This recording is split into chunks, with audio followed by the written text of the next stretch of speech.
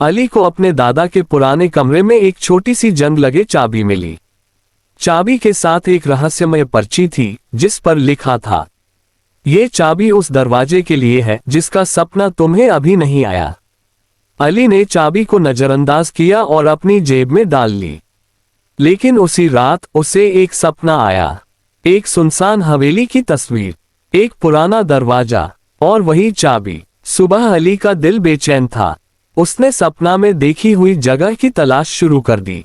कई दिनों की तलाश के बाद एक पुराना गांव मिला जहां वही हवेली खड़ी थी, बिल्कुल वैसी जैसी सपने में देखी थी।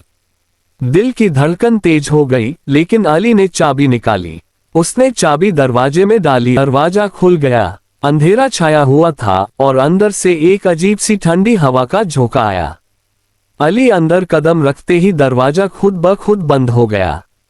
वह अंदर देख रहा था जब अचानक एक धीमी आवाज आए, मैं तुम्हें वापस जाने का रास्ता नहीं दिखाऊंगा, लेकिन तुम्हें वह मिलेगा जो तुम्हारी जिंदगी में कमी है। अली ने घबराते हुए कमरे की ओर कदम बढ़ाए। फिर अचानक सामने एक दराज खुला और एक रहस्यमय चीज उसमें रखी हुई थी, एक प्राचीन किताब।